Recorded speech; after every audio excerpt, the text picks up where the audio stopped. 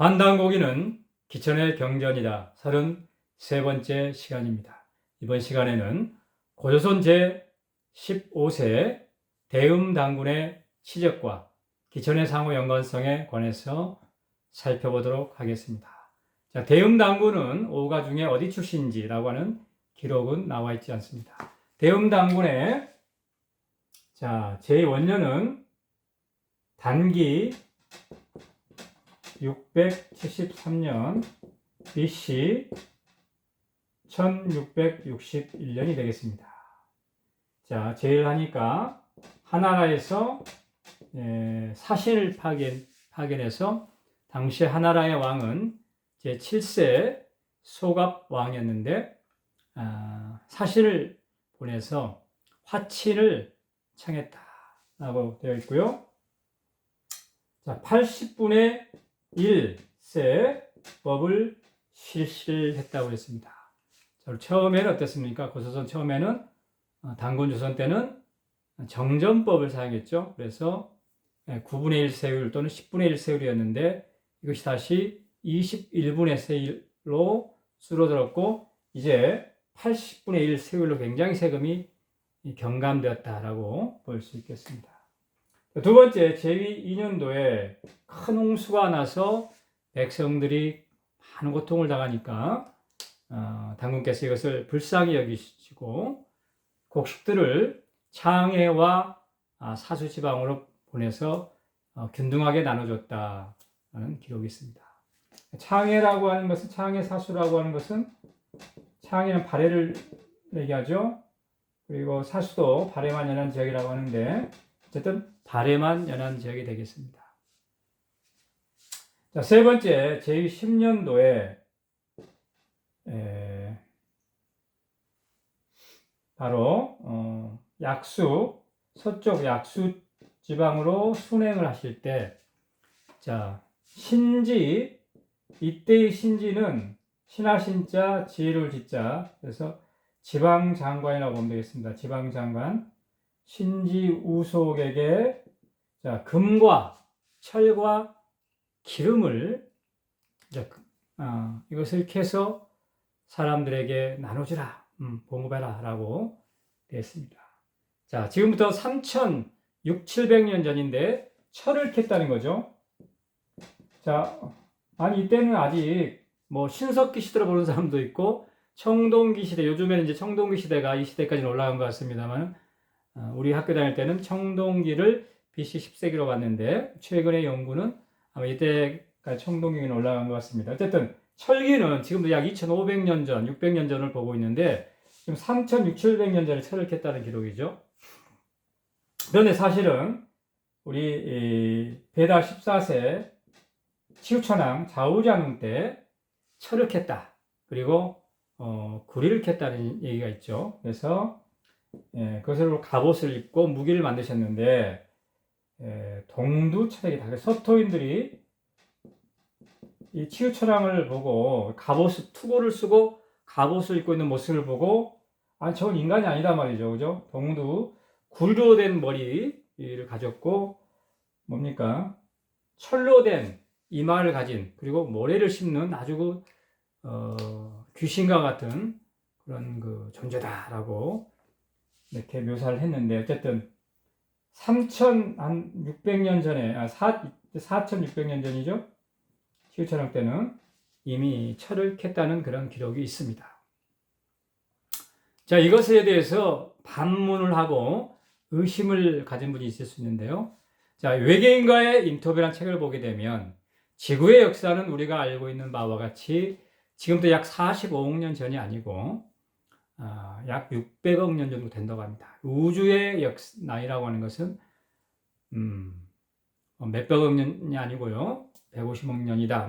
이 정도 되는 것이 아니고 무한하지만은 굳이 인간의 시간으로 계산하자면은 약 4천조 년 정도 되는데 그 중에 지구의 역사는 약 600억 년 정도 된다는 겁니다. 자, 실제로 남아프리카 공화국에서 금광이 약 40억 년 정도 되는 금광이 발견됐죠.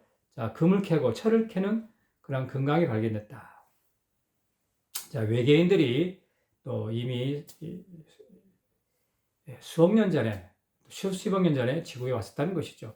그리고 그동안에 많은 여러 가지 소위 말하는 지구 리셋이 일어났다라고 볼 수 있겠습니다. 어쨌든 자, 이때 뭡니까 제 2년도에는 뭡니까 수미르국과 우르국에서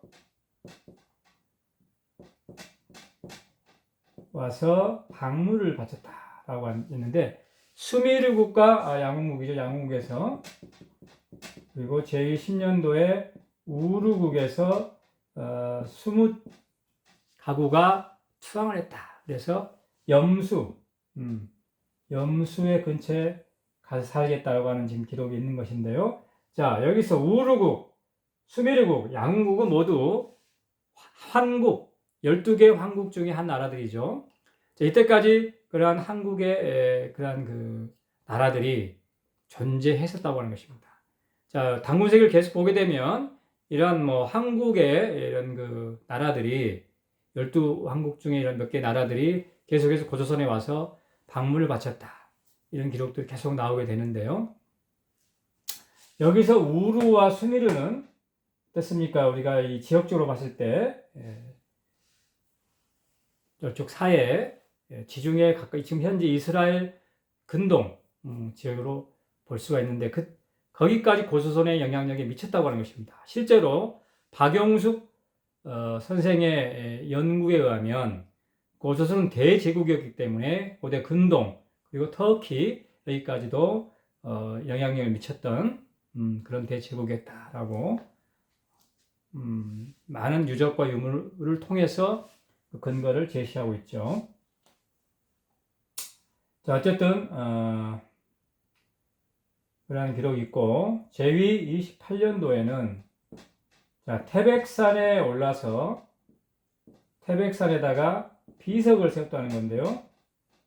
자, 열성, 지금까지 쭉 계셨던 당군왕검들 그리고 여러 제후들의 치적을 새기는 큰 비석을 세웠다고 되어 있는데, 자, 이런 비석이 발견이 된다면 앞으로 고조선의 어떤 실존에 대해서 이제 인정은 되는 것이고, 이런 실제로 고조선이 존재했었구나라고 하는 것을 인정할 수밖에 없겠죠. 그런데 이제 요즘 유튜브를 보게 되면 무의식 연구하는 분들이 많이 계시죠. 최면 상태에서 최면을 통해서 무의식 가운데서 이제 과거도 보고 전생도 보고 자신의 미래도 보는 그러한 것들을 많이 하고 있는데, 자, 공통된 얘기들이 어떤 얘기들이 나오냐면은 앞으로 이제 우리나라가 통일이 되고 또한 고토도 회복되고 그렇게 되면은 고조선의 유물들이 많이 드러난다는 것입니다. 그래서 고조선이 정말 실제 존재했었고 어떤 큰 거대한 하나의 제국이었구나, 이런 것들이 대고조선의 이런 문명에 대해서 이제 드러나는 그런 때가 온다는 것입니다. 태백산지도 발견될 거라고 보고요. 그리고 제40년도에 아오인 대심을 남선비국에 보내서 대인으로 삼았다고 되어 있습니다. 남선비국은 현재 내몽골 지역이라고 합니다. 어쨌든 이 선비국도 바로 12황국 중에 하나였죠. 어쨌든 이 남선비국, 선비족도 우리 빛의 결의 하나의 지파다라고 볼 수 있겠습니다. 이번 시간에는 고조선 15세 대음당군의 치적과 기천의 상호 연관성에 관해서 살펴보고 있는데요. 여기서 하나 우리가 체크할 부분이, 짚고 넘어갈 부분이 바로 태백산이죠. 태백산에 관해서는 태백일사에서 자세하게 나오는데 지금 계속해서 태백산에 올라다, 태백산에 가서 천재를 지냈다, 태백산에 가서 비석을 세웠다, 이런 얘기가 계속 나오죠. 자, 이 태백산은 중국에 있는 태백산, 중국 섬사성에 있는 태백산이다 라고 보는 설이 있고, 두 번째, 자, 백두산, 이 태백산으로 이란 이름으로 불렸기 때문에 또한 백두산이 태백산이다라고 보는 설이 있습니다. 그래서 이 환웅천왕이 백두산에 강림했다고 보는 설이 있고요. 자, 이것은 증산도 쪽에서 지금 소개를 하고 있고, 자, 부도지를 공부하시는 분들은, 연구하시는 분들은, 자, 우리 결의가 뭡니까? 파미르곤, 마고성이 파미르곤에 있었기 때문에, 또는 카일라스라고 볼 수도 있고요. 거기서 이제 북쪽으로 가서 천산으로, 환인 때 천산으로 가서 환웅 때 바로 중국 섬서성의 태백산으로 가서 다시 이제 청구로 오고 다시 백두산으로 오게 되는 민족의 이 큰 이동의 흐름을 경로가 그렇게 된다라고 보는 견해가 있죠. 그래서 환웅의 강림은 중국의 섬서성에 있는 태백산이다라고 보는 견해가 있는데요. 어쨌든 저는 오늘 그걸 얘기하려고 하는 것이 아니라 이 태백산에 갖는 의미에 대해서 말씀드리고 합니다. 이것이 기천과 어떤 관련성이 있는가. 자, 태백산이란 말이 있기 전에 우리 삼성계에 보게 되면은 환인께서 자, 동남동녀를 800명의 동남동녀를 어디입니까? 백산에 보냈단 말이야. 백산에 내려보냈다. 그리고 환웅도 뭡니까? 환웅께서도 흑수와 백산 사이에 강림했다라고 되어 있습니다. 백산이란 말이 나오죠. 하얀 산이다. 그런데 강사원 박사의 연구에 의하면 히말라야라고 하는 말은 히말라야 산맥 있죠? 히말라야라고 하는 말의 어원은 하얀이죠. 하얀 마리는 머리죠. 그래서 이것이 백두산이다.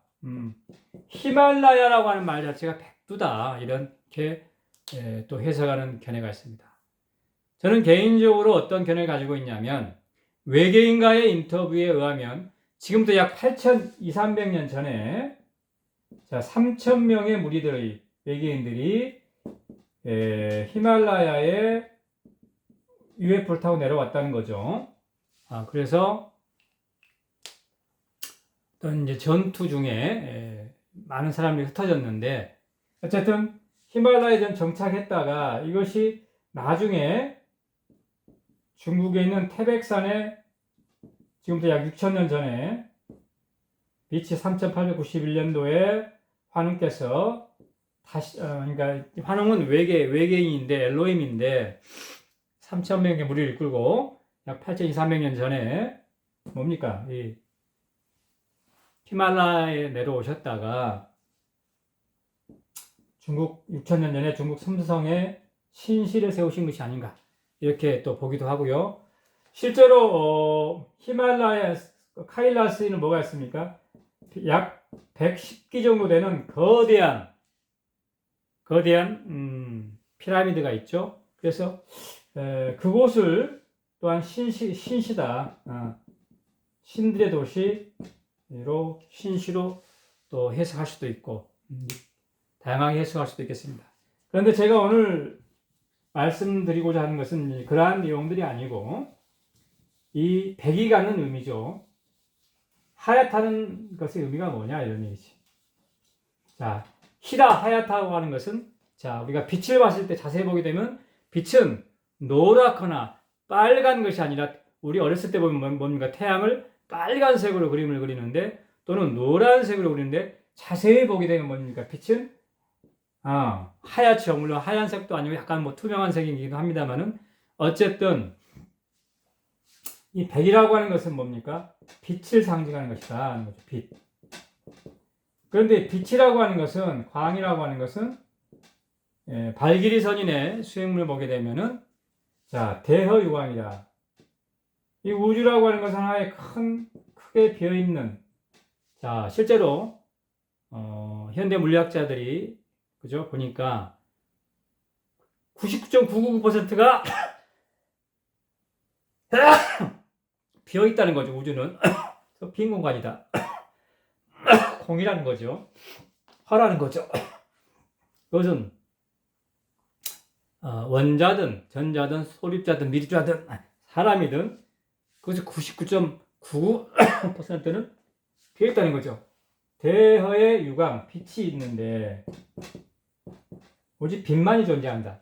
삼성기 우리 나중에 이제 태백일사 삼신오제 보게 되면 자 표운선사의 그런 표운밀기 이런 내용이 있죠. 자 고구망내에 지리광명 오직 빛만이 존재한다. 이 우주에는 상하사방 그죠? 이게 육합이라고 하고 천지상하사방이죠. 그래서 온 우주에는 이 암흑이 있기 전에 오직 뭐만 있었다? 고구망내에 질광명이다. 빛만 존재한다는 것이죠. 그래서 우주에는 빛만 존재한다는 것인데 이 빛이 곧 뭡니까? 이것이 곧 시신지상이다. 신의 이것은 하나의 모습이라는 거죠. 형상이다. 모습이다. 이것은 똑같이 얘기합니다. 기독교 성경에도 하나님이 빛으로 나타나시고 영성계에서도 자 하나님의 모습이 곧 빛이고 하나님의 본질은 곧 사랑이다 라는 것이죠. 그래서 사람들이 태양을 숭배하는 것은 태양 자체를 숭배하는 것이 아니라 하나의 태양으로 상징되는 신을 숭배하는 것이죠. 그래서 우주에는 오직 일신, 하나의 신만 존재한다는 것이죠. 우주 자체가 하나의 신이니까 이것이 곧 우주다. 광명조 우주. 그리고 이것이 곧 광명, 빛이요 사랑이고 이것이 곧 일심 하나의 마음이고 우주는 하나의 마음만 존재한다는 거죠. 우리는 그것을 신이라고 한다. 이것이 곧 우주고 이것이 곧 진화다. 참나라는 거죠. 참나는 하나님의 거하는 집이니까 신이 거하는 집이니까 내가 곧 빛이라는 것인데 자 이것과 도대체 빛은 어떤 상관이 있냐는 얘기죠. 그래서 국선도의 청산 선사님의 말씀에 의하면 선도라고 하는 것은 국선도라고 하는 것은 뭐냐? 빛을 밝는 밝음, 태백, 박이죠. 밝음, 큰 밝음이라는 것이죠. 밝음, 빛, 이것을 받는 수행법이 바로 박돌법, 국선도라는 것이고 마찬가지로 기천도 선도니까 기천도 뭡니까? 내가 신장을 하면서 태양을 바라본다. 태양의 빛을 받는 거죠. 기천 태양 역근 태양 마법 내가 신장 태양을 받는 큰 빛을 받는 그러한 수행법이 바로 기천이고 국선도고 선도인데 한마디로 뭡니까? 한마디로 기천을 한 글자로 이 기천이란 두 글자를 한 글자로 이것을 축소해서 쓰게 되면 뭡니까? 결국은 환이라는 거죠. 환. 이 환이라는 말에 정확히 이 기천의 의미가 들어있다는 것이죠. 자, 목은 뭡니까?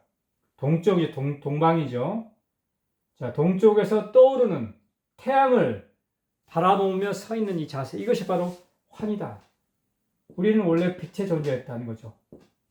환으로 돌아가는 인간이 환의 존재, 빛의 존재로 돌아가는 수행법이 바로 기천이요, 국선도요, 선도라고 하는 것인데 정확하게 이 환이라는 글자는 바로 기천의 내가신장 자세, 이 나무 목자가 꼭 내가신장 쓰고 있는 자세 같지 않습니까?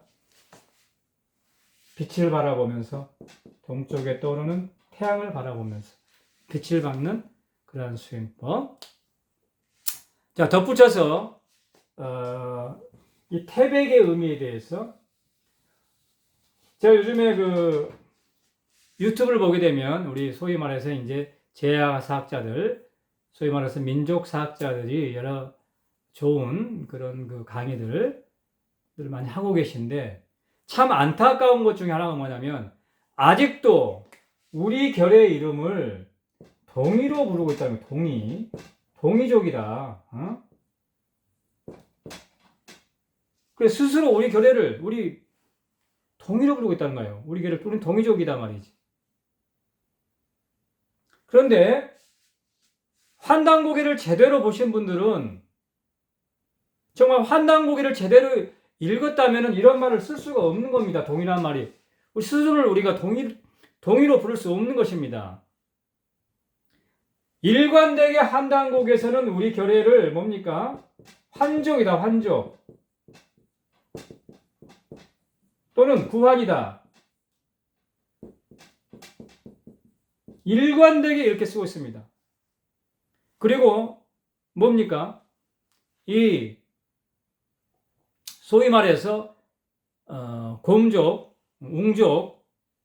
웅족의 야만인들이 인간이 되었다는 것은 뭐냐?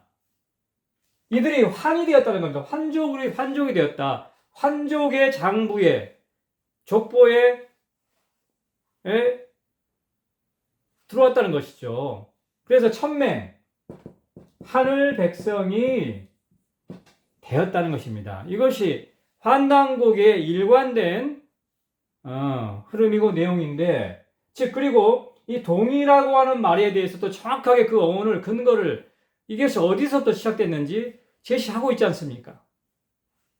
바로 치우천왕 때 아까 말씀드렸다시피 치우천왕께서 구리와 철을 캐서 대노라든가 큰 화살 또는 여러 창, 검, 칼 이런 것들을 이 무기를 만드셨기 때문에 특히 큰 활, 대노를 썼기 때문에 바로 그때부터 큰 활을 쓰는 민족이라고 그래서 동쪽에서 왜냐하면 이 사람은 하족들은 황제는 어디에 있으면 서쪽에 있었지 않습니까? 서쪽에서 보니까 동쪽에 있는 저 사람들은 뭡니까? 큰 활을 쓰라는 얘기지. 그래서 동이라고 불렀다라고 분명히 태백일사에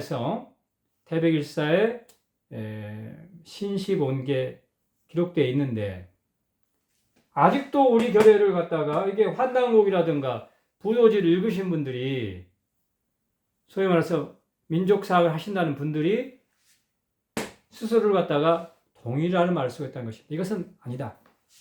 그래서 우리 결례를 부르는 말은 세 가지가 있죠. 가장 뭡니까? 일반적으로 쓰는 말이 배달이죠. 배달. 자, 배달. 자, 배달이라는 말도 이 박달에서 왔다죠. 밝은 곳. 박달. 그리고 우리 하나님께서 뭡니까? 나라 이름을 배달이라고 주셨기 때문에 우리는 배달의 결례다. 자, 배달이라는 빛이란 얘기죠. 두 번째는 뭡니까? 환단이란 말이죠. 환단. 환국과 단국은 배달에서 가장 큰 나라가 단국이었죠. 그래서 이것도 결국은 뭡니까? 하늘로부터 내려오는 빛을 환이다. 땅으로부터 솟아나오는 빛을 뭐라고 그런다? 단이다. 결국 뭡니까? 빛이라는 의미죠. 빛이라는 의미. 세 번째가 뭡니까? 바로 태백이죠. 태백 교훈, 태백 진훈, 태백의 가르침, 태백 진교.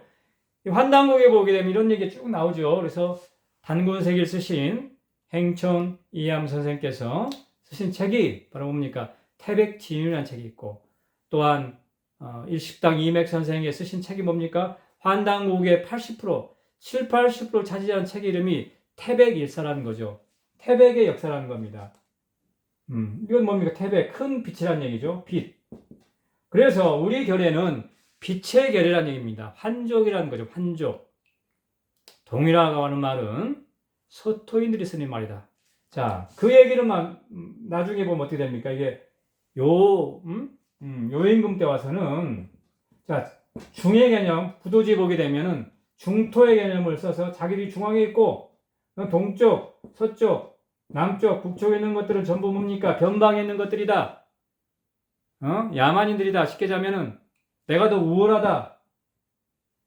이런 의식을 가지고 있는 거 아닙니까? 즉 동이라고 하는 말 자체는 사대주의적인 중화사상, 머하사상이 깔려있는 표현이다.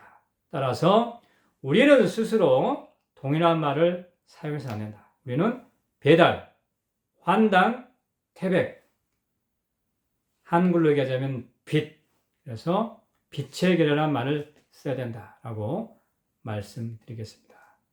고맙습니다.